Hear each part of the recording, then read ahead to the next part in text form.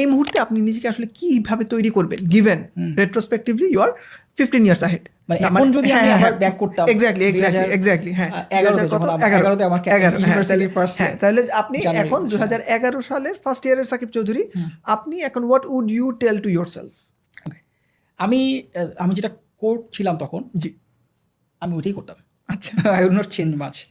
University আসার পরে আমি একটু কিছু কিছু জায়গাতে আমি একটু শকড এবং ব্যাকডেটেড ফিল করছি। And also I came from a very lower middle class family. University first ইয়ারে আসার পরে ওই যে পাওয়ার পয়েন্ট, তারপরে পাবলিশার, ওয়ার্ড, এগুলো তো খুব একটা জানতাম না। অর্ডিনারি অ্যামাউন্ট অফ টাইম আমি দিছি যাতে এগুলো শিখতে পারি। আমার প্রেজেন্টেশন স্কিল খুবই খারাপ ছিল, খুবই খারাপ ছিল।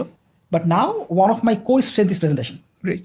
So in my career, or even in university days, our presentation used to be very much uploaded by teachers and my peers.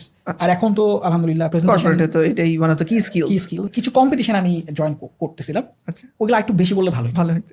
কম্পিটিশনগুলো join করলে কি হয়েছিল, তখন প্র্যাকটিক্যালি যেটা পড়তেছিলাম প্র্যাকটিক্যাল ইমপ্লিকেশন দেখতে পাচ্ছি।